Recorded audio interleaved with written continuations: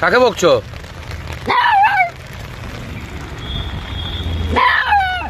কাকে বকছো? আচ্ছা ঠিক আছে।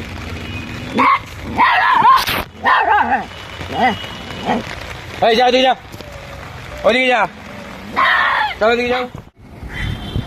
কি খাবে? চলো চলে এসো, খাও খাওয়া হবে। তুমিও খাবে? হ্যাঁ।